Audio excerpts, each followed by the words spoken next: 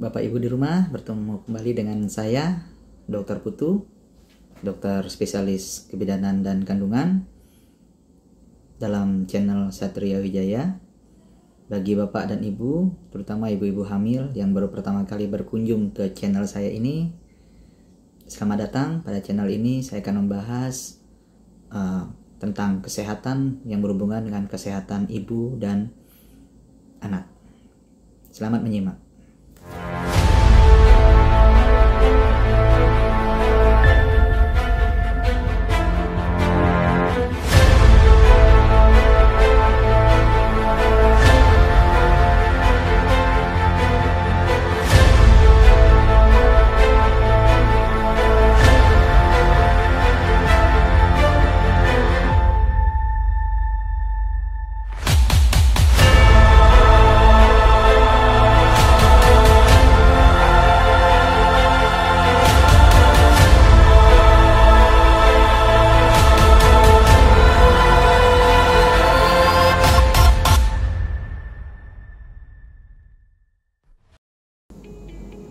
Pada kesempatan kali ini saya akan berusaha menjawab beberapa pertanyaan yang berhubungan dengan penyakit virus yang sedang mulai meningkat kembali akhir-akhir ini, yaitu coronavirus, yaitu sering kita dengar dengan COVID-19.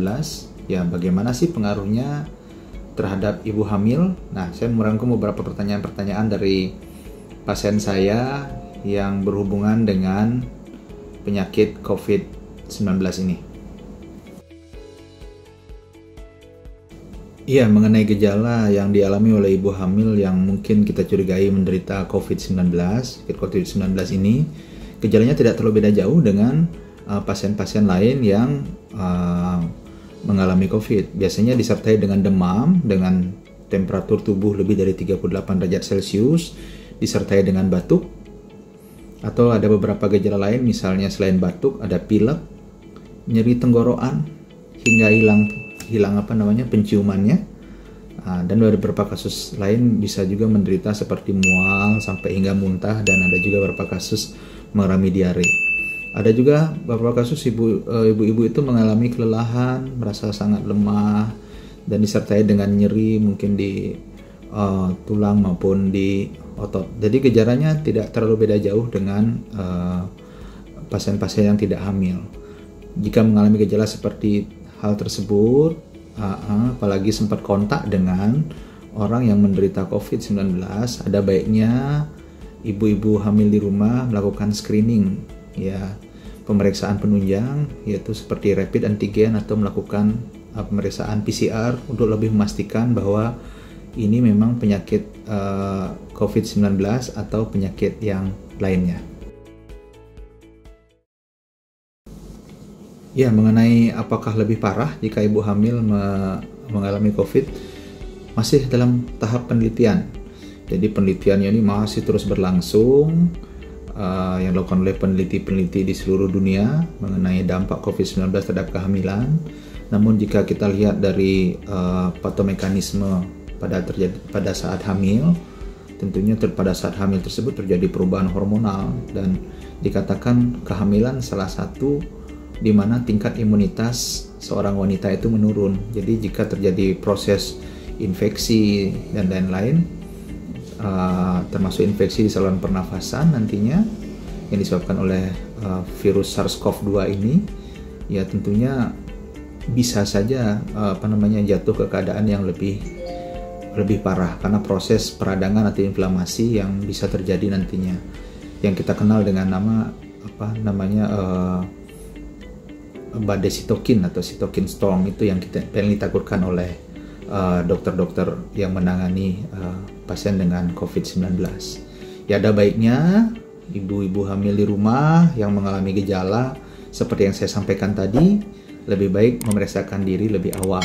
Ya, jangan takut dilakukan pemeriksaan. Tentunya penanganan lebih awal, tentunya nanti diharapkan tidak jatuh ke keadaan yang lebih jelek lagi di dalam perjalanan penyakitnya nanti, ya. Ya, bagaimana cara melindungi diri? Ya, seperti yang mungkin ibu-ibu sering dengar di media sosial, yaitu dengan 6M sekarang disarankan oleh pemerintah, yaitu menggunakan masker meski mungkin pada ibu hamil terasa pengap. Tidaknya itu nanti akan melindungi Anda dari penyakit ini. Ya, malah disarankan sekarang menggunakan masker double, yaitu dengan masker bedah dan masker kain. Mungkin itu bisa Ibu aplikasikan. Yang kedua, menjaga jarak, tentunya minimal 1 meter dengan orang-orang di sekitar. Yang ketiga, ini yang paling sering disosialisasikan di media sosial, mencuci tangan, baik dengan air yang mengalir maupun menggunakan antiseptik. Yang keempat, membatasi mobilitas. Apalagi sekarang, meskipun semua zona sama mungkin ya, zona merah semua ini karena kasus mulai naik, setidaknya membatasi mobilitas tentu akan mengurangi juga risiko terpaparnya. Kemudian yang kelima adalah menjauhi kerumunan. Yang terakhir ya tentunya menghindari makan bersama, mungkin ibu-ibu yang bekerja mengurangi makan bersama, berkumpul seperti itu, sehingga dengan 6M ini mudah-mudahan risiko ibu hamil nanti terkena COVID ini dapat diminimalkan. Ya, mengenai screening, memang protokol dan kelayakan pemeriksaan dapat berbeda-beda tergantung di daerah ibu tinggal nanti.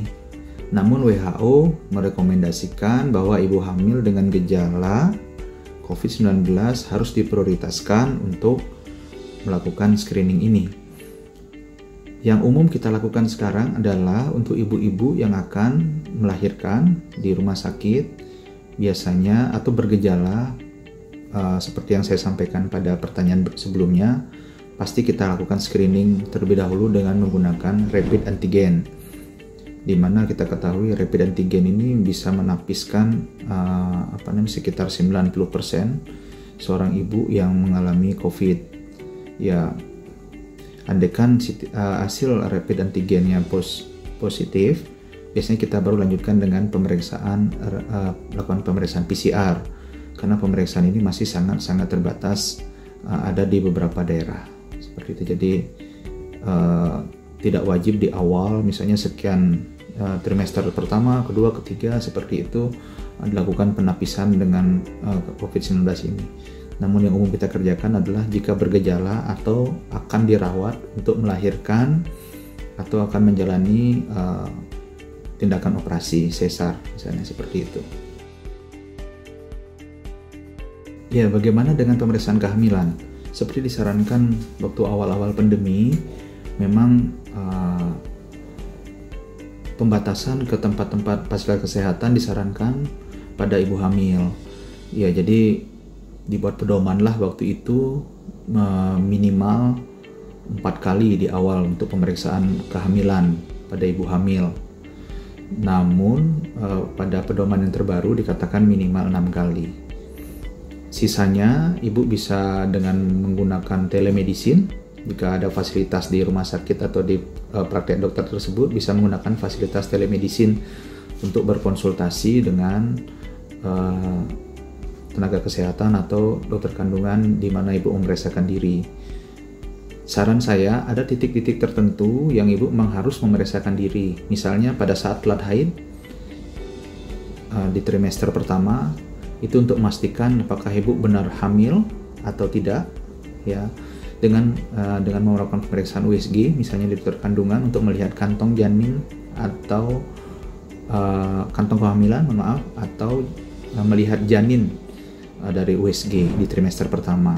Kemudian di usia 5-6 bulan, saya sarankan mungkin lebih baik dilakukan pemeriksaan juga, karena di situ nanti untuk melakukan fetal scanning untuk melihat kelengkapan organ tubuh janin yang ibu kandung.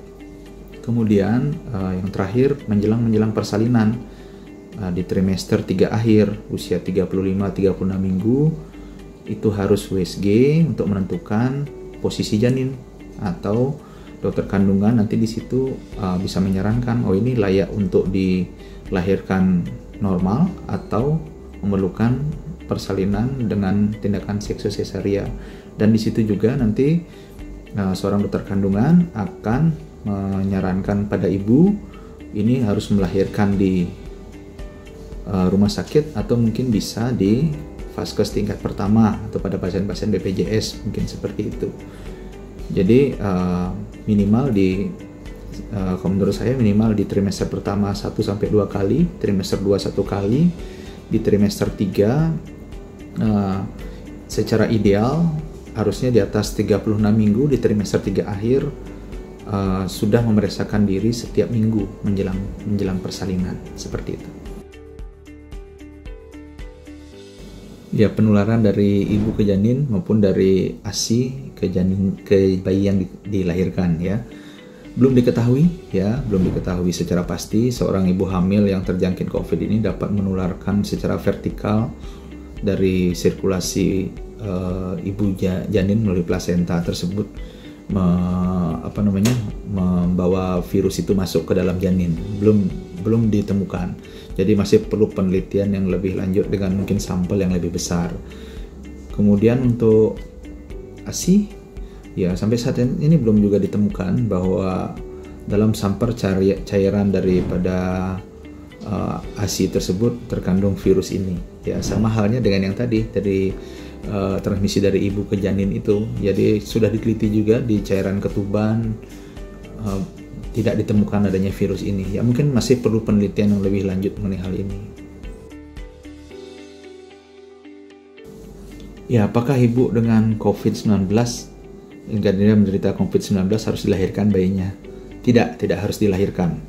Ya, pada kasus-kasus yang masih kurang bulan dengan keadaan ibu yang baik saja, jadi tidak semua ibu yang menderita COVID ini langsung jatuh dalam keadaan yang berat seperti itu. Jadi pada gejala ringan dan sedang, jika masih memenuhi persyaratan untuk dipertahankan janinnya, mungkin kita memberikan kesempatan untuk melanjutkan kehamilannya. Biasanya kita pertahankan dulu, kita berikan pematangan paru agar paru-paru janin tersebut siap untuk dilahirkan, andaikan suatu saat pada saat pemantauan mengalami kegawatan seperti itu. Nah, kapan kita harus lahirkan? Andaikan terjadi kegawatan pada ibu tentunya, ya kita mungkin mempertimbangkan untuk melahirkan janinnya dengan pertimbangan mungkin mother saving. Ya, jika misalnya terjadi kegawatan pada janin, jika janinnya sudah mendekati viable atau mendekati cukup bulan, atau dengan pertimbangan bahwa berat badannya sudah bisa kita selamatkan di fasilitas yang kita kerjakan, dan ada mungkin pertimbangan lain untuk